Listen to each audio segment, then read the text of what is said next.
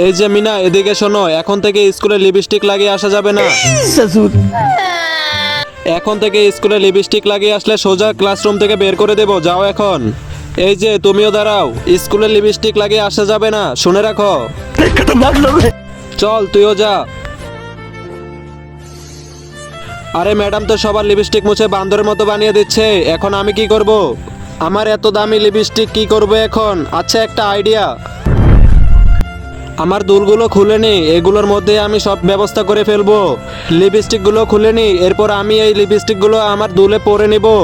আমার তো মনে হচ্ছে এখন ম্যাডাম কোনোভাবেই বুঝতে পারবে না যে আমার কাছে লিপস্টিক আছে। যাই এখন, দেখা যাক কি হয়। এই যে মেয়ে, তুমিও দাঁড়াও, তোমার ঠোঁটগুলো একটু চেক করে নি।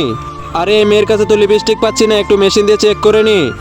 আরে তোমার দুলগুলো এরকম দেখতে কেন? ম্যাডাম, এগুলো তো আমার নতুন ডিজাইনের কানের দুল, এগুলো আমি কালকে নিয়েছি, অনেক টাকা দাম। হ্যাঁ হ্যাঁ, এখন তুমি এখান থেকে যাও।